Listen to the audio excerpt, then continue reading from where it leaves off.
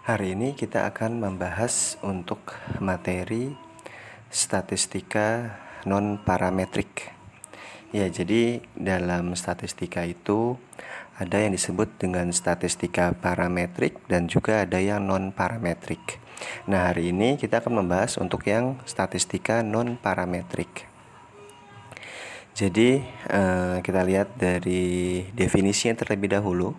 Di sini ada statistika non-parametrik adalah cabang statistika yang tidak hanya didasarkan pada keluarga parametrais dari distribusi probabilitas. Contoh umum dari parameter adalah mean dan varians. Statistik non-parametrik didasarkan pada distribusi bebas atau memiliki distribusi yang ditentukan tetapi dengan parameter distribusi tidak ditentukan. Statistik non-parametrik mencakup statistik deskriptif dan inferensi statistik. Metode non-parametrik banyak digunakan untuk mempelajari populasi yang mengambil urutan peringkat. Seperti ada ulasan film menerima 1 hingga 4 bintang. Penggunaan metode non-parametrik mungkin diperlukan ketika data memiliki peringkat, tetapi tidak ada interpretasi numerik yang jelas. Seperti ketika menilai preferensi, dalam hal tingkat pengukuran, metode non-parametrik menghasilkan data ordinal. Karena metode non-parametrik membuat asumsi lebih sedikit, penerapannya jauh lebih luas daripada metode parametrik yang sesuai. Secara khusus, mereka dapat diterapkan dalam situasi di mana sedikit yang diketahui tentang aplikasi tersebut. Selain itu, karena ketergantungan pada asumsi yang lebih sedikit, metode non-parametrik lebih kuat. Pembenaran lain untuk penggunaan metode non-parametrik adalah kesederhanaan. Dalam kasus tertentu, bahkan ketika penggunaan metode parametrik dibenarkan, metode non-parametrik mungkin lebih mudah digunakan. Karena kedua kesederhanaan ini dan keawetannya yang lebih besar. Metode non-parametrik dilihat oleh beberapa ahli statistik sebagai menyisakan lebih sedikit ruang untuk penggunaan yang tidak tepat dan kesalahpahaman. Penerapan yang lebih luas dan peningkatan ketahanan uji non-parametrik dikenakan biaya. Jika uji parametrik sesuai, uji non-parametrik memiliki daya yang lebih kecil. Dengan kata lain, ukuran sampel yang lebih besar dapat diminta untuk menarik kesimpulan dengan tingkat kepercayaan yang sama. Nah, secara gampangnya sebenarnya kita sudah pernah mempelajari untuk yang uji parametriknya saja. Nah, uji parametrik itu adalah uji T di dalam analisa kuantitatif. Jadi pada pertemuan yang sebelumnya kita kan sudah pernah membahas tentang ini, tentang uji prasyarat analisis, di mana uji prasyarat itu waktu dulu itu ada beberapa jenisnya, itu ada uji normalitas variabel, ada uji multikolenialitas, heteroskedastisitas, uji linearitas, dan juga ada uji normalitas Galat.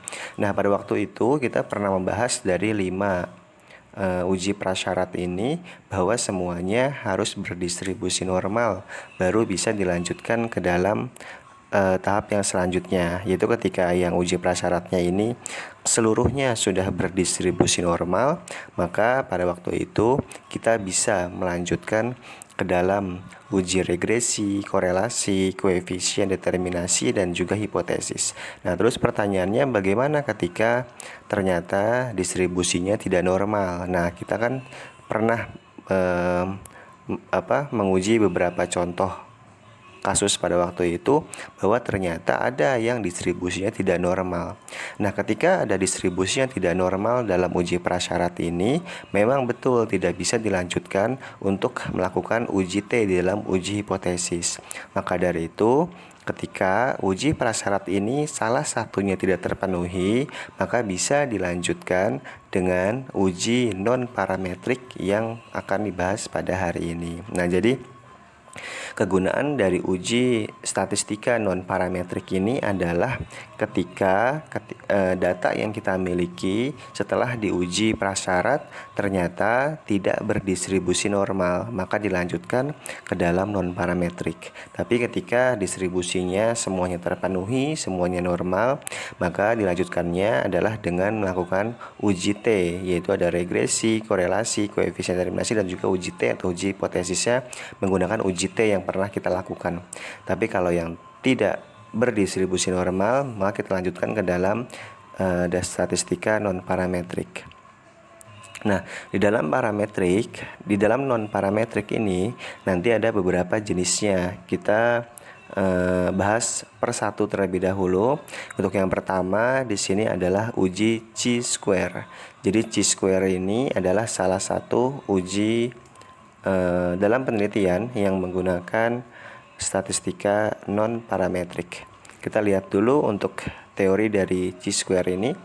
Jadi uji chi-square ini adalah salah satu dari jenis uji komparatif non-parametris yang dilakukan pada dua variabel, di mana skala data kedua variabel adalah nominal.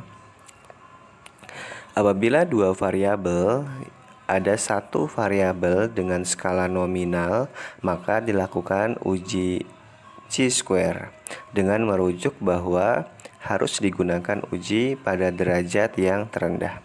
Kita langsung saja ke dalam contoh soalnya untuk melakukan uji chi-square. Contohnya, ada seorang peneliti ingin mengetahui apakah terdapat hubungan antara merek HP dengan kepuasan konsumen. Merek HP yang akan diuji hanya dua merek saja, yaitu di sini contohnya ada merek Samsung dan juga ada Nokia.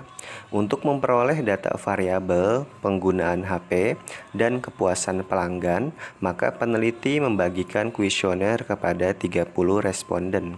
Adapun jenis pertanyaan dari kuesionernya itu, yang pertama adalah apakah jenis merek handphone yang Anda gunakan? Nanti ada dua pilihannya, yaitu ada Samsung dan juga ada Nokia. Pertanyaan yang kedua yaitu apakah Anda puas dengan menggunakan merek HP tersebut? Nanti juga ada pilihannya, yaitu ada ya untuk yang puas, tidak berarti untuk yang tidak puas. Jadi nanti kita di sini menggunakan 30 sampel atau 30 responden yang ingin kita lakukan sebagai datanya.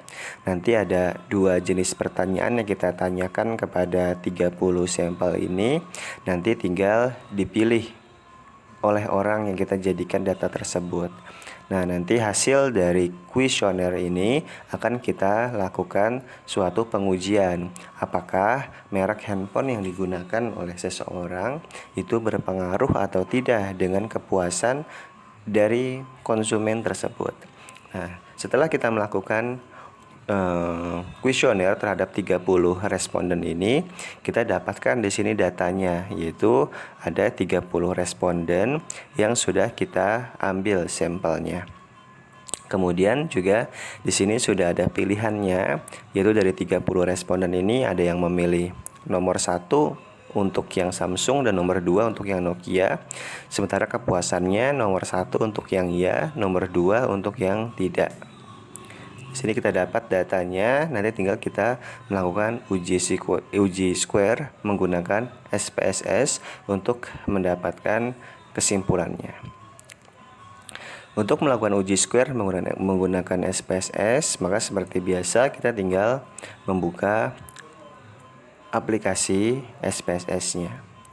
Kemudian setelah itu kita klik variabel seperti biasa. Di sini ada kolom ada kolom name-nya.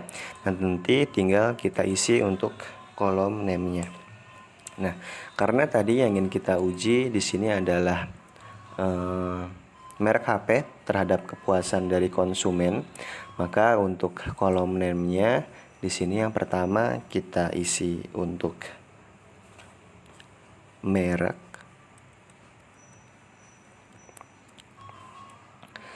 Dan yang keduanya adalah kepuasan.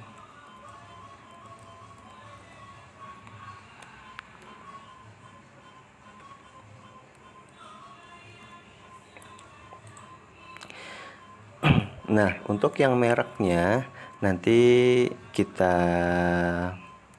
desimalnya kita rubah menjadi 0. Untuk yang ini juga sama, kita rubah menjadi 0 untuk yang desimalnya. Setelah desimalnya sudah kita rubah, kita juga merubah values-nya. Labelnya terlebih dahulu.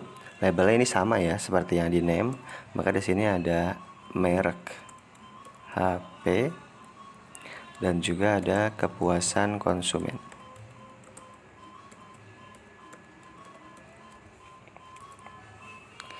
Nah, untuk yang mereknya juga di sini kita values-nya kita ganti, yaitu tadi ada 2, berarti yang pertama ini values yang pertama, labelnya itu mereknya Samsung. Ya, benar Samsung ya. Ya, yang pertama Samsung, yang kedua Nokia. Tinggal klik add. Yang kedua itu adalah Nokia. Klik add, klik OK.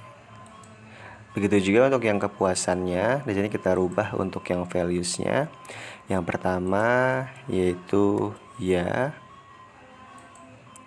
Yang kedua ini tidak.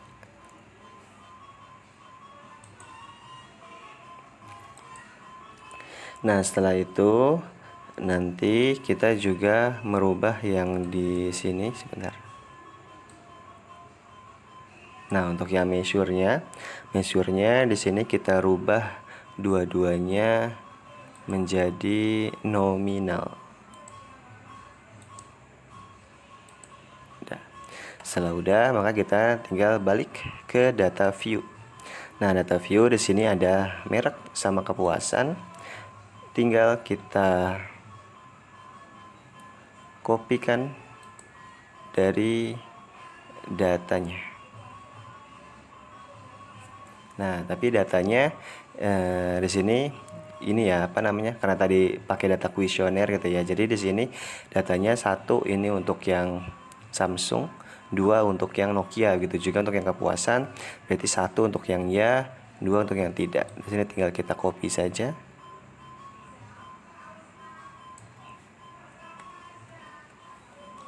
Kita copy ke sini. Nah, sini sudah masuk untuk 30 responden atau 30 data yang kita sudah ambil.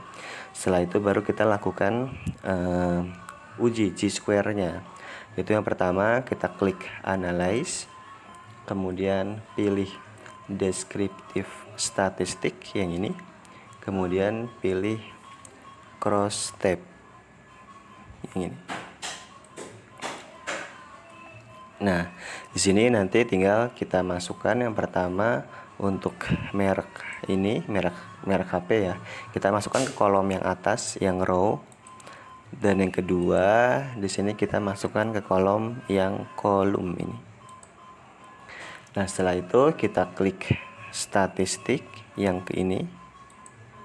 Nah, di statistik ini kita tinggal checklist untuk yang G-square karena kita ingin menguji untuk uji G-square. Setelah itu tinggal continue dan tinggal OK. Nah, setelah itu baru muncul datanya untuk hasil dari G-square. Jadi ada 3 tabelnya untuk pengujian G-square. Nanti dari 3 ini baru nanti kita lakukan kesimpulannya untuk interpretasinya ada di sini. Tinggal di copy ke sini.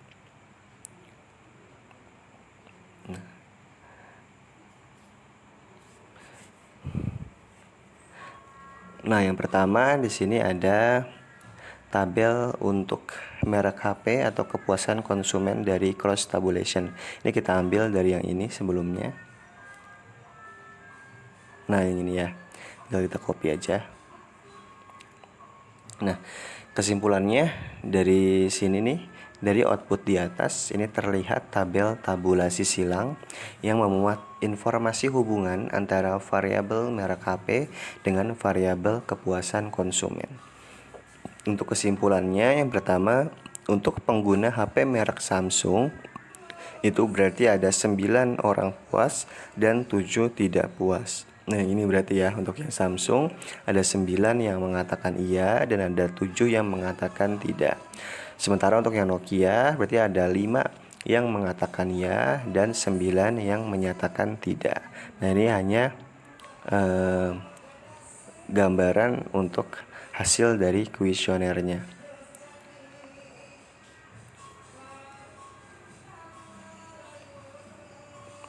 Kemudian selanjutnya di sini ada yang tabel kedua, yaitu ada tabel Chi-square test yang kita dapatkan dari hasil SPSS yang sebelumnya.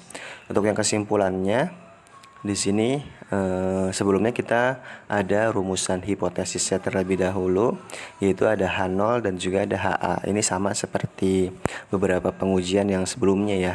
Untuk yang H0 berarti tidak ada hubungan antara merek HP dengan kepuasan konsumen. Sementara untuk yang HA yaitu ada hubungan antara merek HP dengan kepuasan pelanggan atau kepuasan konsumen ya. Jadi seperti yang biasanya itu ketika nanti nilai SIG-nya kurang dari 0,05 maka kesimpulannya nanti HA-nya diterima. Sementara ketika SIG-nya lebih besar dari 0,05 maka H0-nya yang diterima. SIG ini nanti kita lihat dari tabel yang ini, yaitu SIG-nya ada di kolom yang ini. Nanti yang kita lihat adalah untuk nilai persen Chi-square-nya yang paling atas. Di sini kita dapat untuk nilai persen Chi-square-nya adalah 0,261. Nah, berdasarkan tabel di atas kita dapat nilai SIG-nya yaitu 0,261. Ini lebih besar daripada 0,5.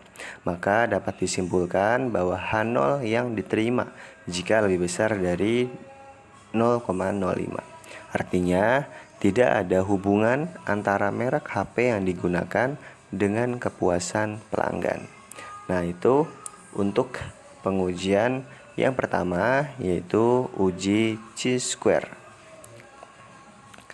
Kita lanjut untuk pengujian yang kedua, yaitu uji Mann-Whitney. Ini juga merupakan salah satu uji non-parametrik yang dilakukan untuk jenis soal yang beda ya. Uji Mann-Whitney digunakan oleh para peneliti dalam rangka untuk mengetahui ada tidaknya perbedaan rata-rata means data dua sampel yang tidak berpasangan. Dalam uji beda ini, sampel yang digunakan tidak harus sama jumlahnya. Kita langsung ke contoh soalnya. Seorang marketing dalam perusahaan ingin mengetahui apakah ada pengaruh rasa pada makanan terhadap jumlah pembelian oleh konsumen. Dalam pengujian ini akan diambil sampel untuk dua rasa makanan, yaitu ada rasa manis dan juga ada rasa pedas. Tempat sampel yang akan diambil adalah dari 10 minimarket pada lokasi yang berbeda.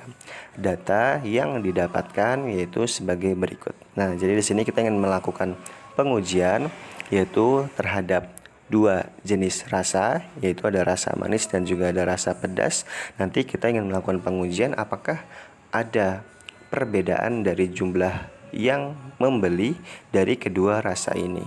Nah, di sini kita lakukan pengambilan datanya dari 10 minimarket yang berada di lokasi berbeda. Di sini adalah data pembelian dari setiap harinya. Contohnya pada hari pertama yang membeli rasa manis ada 56, yang membeli rasa pedas ada 87, dan begitu juga dengan hari-hari selanjutnya. Ini adalah data yang didapatkan untuk yang rasa manis yang pertama, kemudian juga ada rasa yang kedua yaitu yang rasa pedas. Dari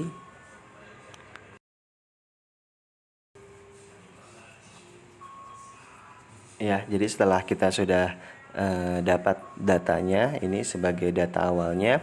Kemudian kita lakukan uji Mann-Whitney menggunakan SPSS.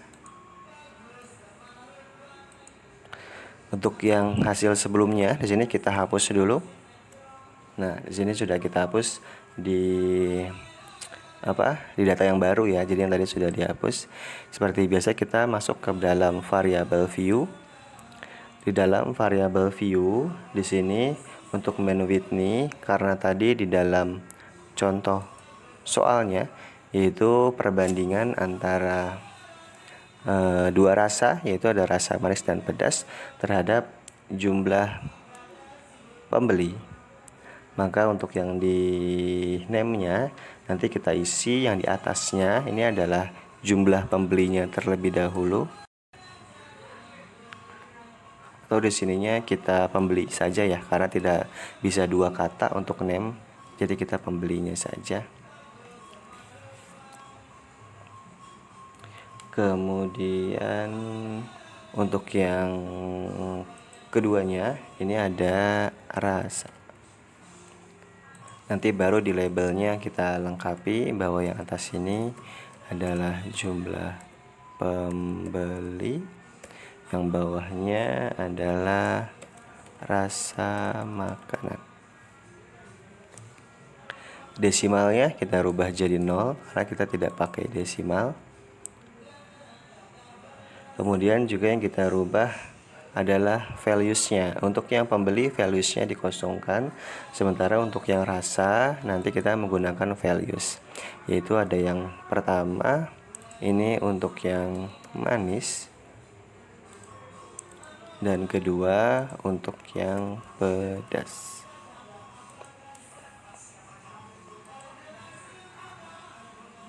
Nah, setelah itu kita tinggal kembali ke data view. Sudah ada yang pembeli dan juga sudah ada yang rasa. Kemudian kita tinggal memasukkan datanya di sini, yaitu ada pembeli sama rasa. Nah, di data yang kita dapatkan di sini tadi manis adalah untuk angka 1 dan pedas untuk angka yang kedua. Maka di sini manisnya ada 10 data dan pedasnya juga yang kedua ini ada 10 data juga. Maka di sini nanti untuk rasanya kita masukkan ada 10 data untuk yang angka 1. Ya. 3. Dan juga ada 10 data untuk yang angka 2. Nah, setelah itu baru kita masukkan jumlah pembelinya dari masing-masing. Berarti untuk yang angka 1 di sini jumlah pembelinya untuk yang manis terlebih dahulu. Tinggal kita copy, dimasukkan ke sini. Kemudian juga untuk yang kedua di sini yang pedas, jumlah pembelinya tinggal kita copy, dimasukkan ke sini. Nah, di sini sudah ada 20 datanya, yaitu 10 untuk yang manis dan juga 10 untuk yang pedas. Setelah itu baru kita melakukan analisisnya. Yang pertama tinggal kita klik analyze, kemudian kita pilih non parametric, kita pilih legacy dialog, dan kita pilih 2 independent sample ya. Jadi kita pilih ini 2 independent sample. Kita reset dulu aja. Nah, biar jadi tadi kan jadi kehapus lagi ya, jadi semula lagi. Nah, yang pertama yang kita masukkan di sini ada 2 kolom, yaitu ada test variable dan juga ada grouping variable. Untuk test variable kita masukkan yang ini, yang jumlah pembeli ini di atas yang test variable, dan rasa makanan kita masukkan yang di bawah untuk yang grouping variable. Setelah itu pastikan untuk yang Mann-Whitney-nya ini ada checklistnya, karena kita ingin melakukan uji Mann-Whitney. Dan juga nanti kita klik di sini, klik define group. Setelah klik define group, di sini nanti ada grup 1 ini kita tulis ya, atau kita ketik aja angka 1. Untuk yang grup 2 kita juga tulis angka 2.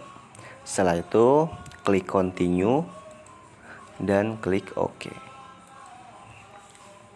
Nah, maka nanti muncul di sini hasil untuk uji Mann-Whitney. Tinggal kita lakukan kesimpulannya di sini.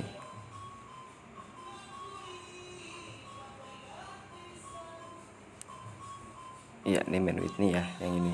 Jadi kita dapat 2 tabelnya, yaitu ada tabel rank dan juga ada tabel tes statistik untuk yang Mann-Whitney-nya. Nah, kesimpulan untuk yang rank ini berarti kita ada 10 data untuk yang manis dan juga ada 10 data untuk yang pedas. Nah, tapi untuk kesimpulan apakah ada pengaruh atau tidaknya, nanti kita tinggal lihat di sini di tabel yang tes statistik di baris yang Mann-Whitney. Kita lihat di sini di signya ya, sorry ya. Nah, di sini ada kesimpulannya nih di bawah nih. Nanti yang kita lihat adalah yang signya. Jadi nanti untuk jika nilai sig pada asim sig 2 Thailand yang ini, yang kedua ini nih, maka ketika kurang dari 0,05 maka HA-nya diterima. Tapi ketika signya lebih besar dari 0,05 maka H0-nya yang diterima. Nah, untuk sig yang 2 Thailand nih, yang kedua dari bawah ya, yang ini ya. Di sini kita dapat 0,000. Karena signya 0,00 ini kurang dari 0,05, maka HA diterima. Yang artinya ada perbedaan antara jumlah pembeli antara makanan rasa manis dan rasa pedas. Dengan adanya perbedaan, maka dapat disimpulkan yaitu ada pengaruh dari rasa makanan terhadap jumlah pembeli. Nah, itu adalah kesimpulan untuk contoh dari uji Mann-Whitney. Yang ketiga adalah uji Wilcoxon. Uji Wilcoxon ini juga menjadi salah satu uji non-parametrik. Jadi uji Wilcoxon digunakan untuk mengetahui ada tidaknya perbedaan rata-rata 2 sampel yang saling berpasangan. Data penelitian yang digunakan dalam uji ini idealnya adalah data yang berskala ordinal atau interval. Kita berikan contohnya, contoh soalnya. Jadi peneliti ingin mengetahui apakah terdapat pengaruh pengadaan diskon harga terhadap jumlah pembeli pakaian di suatu toko. Untuk kebutuhan data, peneliti melakukan pengamatan sebelum dan sesudah adanya pemberian diskon. Peneliti mengambil data 10 hari sebelum diskon dan 10 hari sesudah diskon. Data ini didapatkan itu sebagai berikut. Nah, ini jadi kita ingin mengetahui apakah ada pengaruhnya antara pemberian diskon terhadap jumlah pembeli.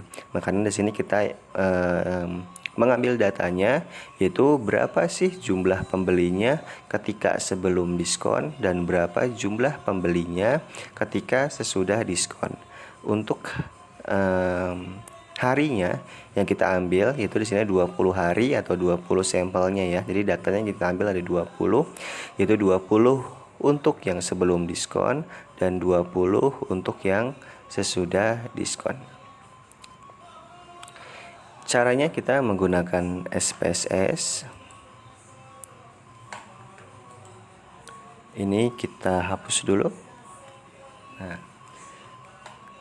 seperti biasa kita masuk ke menu variable view. Nah, di name-nya nanti kita isikan ada yang sebelum dan sesudah, karena kita akan uji adalah yang sebelum diskon, sebelum, dan yang sesudahnya. Nanti apakah ada perbedaan atau tidak.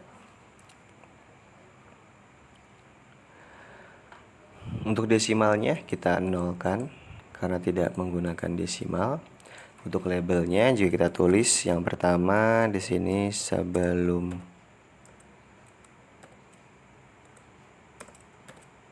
diskon, dan yang kedua sesudah diskon. Untuk yang lainnya tinggal dikosongkan saja, dibiarin, tidak perlu diberubah. Values-nya juga tidak ada, values-nya juga tetap kosong. Setelah itu baru kita masuk ke data view-nya. Data view-nya di sini ada yang sebelum dan juga ada yang sesudahnya. Tinggal kita masukkan data yang sebelum dan yang sesudah. Yang ini kita copy. Di sini ada 20 data.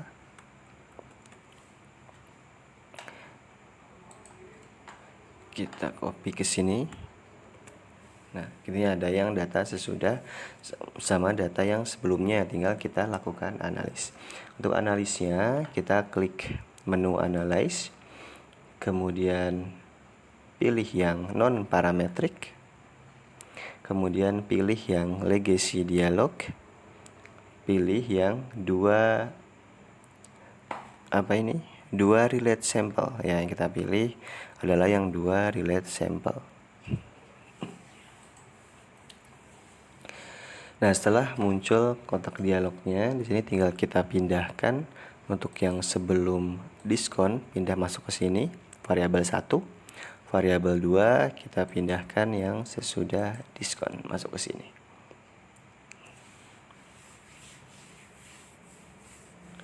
Kemudian tinggal kita checklist yang will caution ini, karena nanti kita ingin kita tampilkan adalah yang ini. Kita checklist untuk yang will caution-nya. Kemudian klik OK. Nah, ini muncul hasil dari uji will caution. Tinggal kita copy ke Microsoft Word nanti untuk kita berikan kesimpulannya. Nah ya, jadi ada dua tabelnya, yaitu ada tabel range dan juga ada tabel tes statistik. Yang pertama kita ada rumusan hipotesisnya terlebih dahulu, yaitu seperti biasa ketika sig-nya kurang dari 0,05 maka HA-nya diterima. Kalau sig-nya lebih besar dari 0,05 maka H0-nya yang diterima. Kita lihat untuk nilai sig-nya. Nilai sig-nya ada di sini di tes statistik. Nilai sig-nya yaitu 0,00. Nah, ketika nilainya 0,00 maka ini lebih kecil dari 0,05, maka HA-nya diterima. Yang artinya dapat disimpulkan yaitu ada perbedaan jumlah pembeli untuk sebelum diskon dan setelah diskon. Maka di sini artinya adalah terdapat pengaruh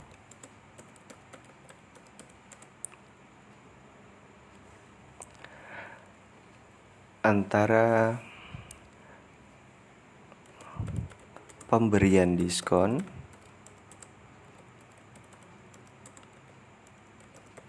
dengan jumlah pembeli.